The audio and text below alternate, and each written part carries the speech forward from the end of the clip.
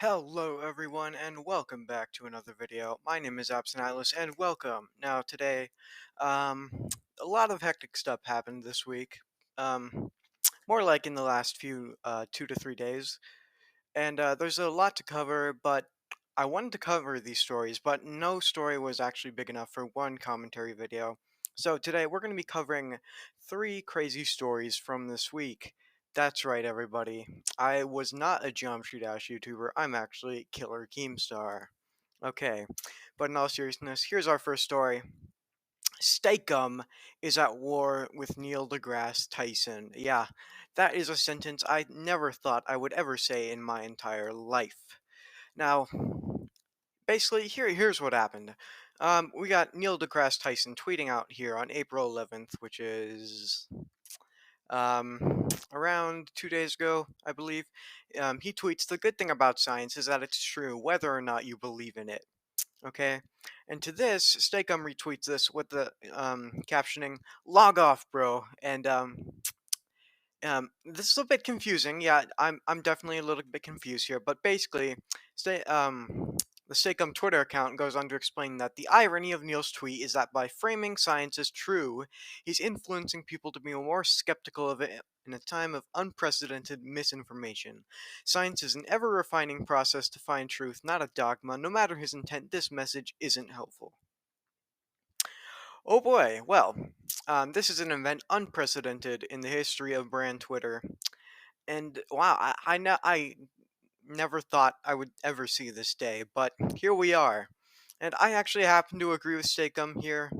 Um, you know, I actually agree with their point here, In terms of science, with all the misinformation, we do need to make sure the conversation is more opened up and stop being snarky, stop being I don't know. I guess the whole idea is stop being um too high and mighty to actually discuss why science why science is right, instead of just saying it is always right, because let's be real, we all make mistakes in the scientific process. That's basically what science is.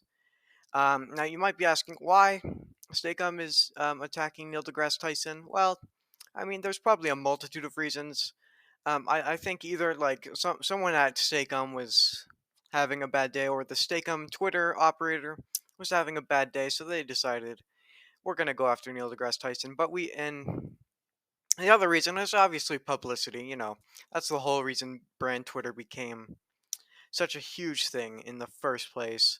As you can see after that, they tweet obligatory thread to remind people that we're a brand selling products. Go check out our website. I mean, fair enough. Go get that breadstick. Okay, on to our second story. Dream just doxed himself. He gave out his phone number. Well, kind of. Okay, so earlier last night, I got this tweet on my Twitter feed. Okay, and it was "Text me" by Dream. This is one of his alts, and it is that he gives out his phone number right here, and I'll go ahead and put it up on screen, right? And well, you might be thinking, well, Dream is insane. Like, what is he even doing? Okay, well, this isn't Dream's actual phone number, and it's no one else's real phone number either. It's actually a phone number. Basically, it's like one of those auto response, self promotional sort of um phone numbers, right? You opt in, and then they send you texts and stuff whenever something new is out. So yeah, it is actually part of a partnership with the company Community, and they have been doing this kind of thing for a long time. Community has. So yeah, okay, it's not its real phone number. Don't call. You're not going to get an answer back. Feel free to go ahead and text this number. And you actually do have a chance of getting a response from him. He says he's trying to be as interactive and stuff through text as well as he can. Obviously, it's very unlikely that you're going to get a response, but you know, maybe it might happen. So, well, yeah, this seems like something Dream would actually do. It seems like a very Dream thing. Obviously, Dream has I think he has a somewhat close relationship with his fans, at least closer, or at least closer and more tight knit than some other communities are. So I'm not surprised he did this. So yeah, what basically it is essentially a promotional phone number that'll send you out texts if you opt into it. Okay, but who knows if you go who knows if you go text this number, you might actually get a response from Dream himself. Okay, and finally we have Mr. Beast. And so, Mr. Beast tweeted out yesterday, Dream, I don't think people are ready for what we're dropping later this month. And whoa, that's totally not ominous at all. So, this is obviously at a hint at some sort of Mr. Beast Dream collab. So, I think we're gonna have to stay tuned for that. But it might not actually be a collab, you know? Twitter doesn't have much of an idea as to what this is, but there are a lot of theories circulating around. Okay, um, but one of the very popular theories is basically the theory that Dream is pregnant. You heard me right here, folks. Dream is oh snap. Okay, okay, that's interesting. They got the Dream Burger at Mr. Beast Burger. Okay, was not expecting to see that. Interesting, interesting.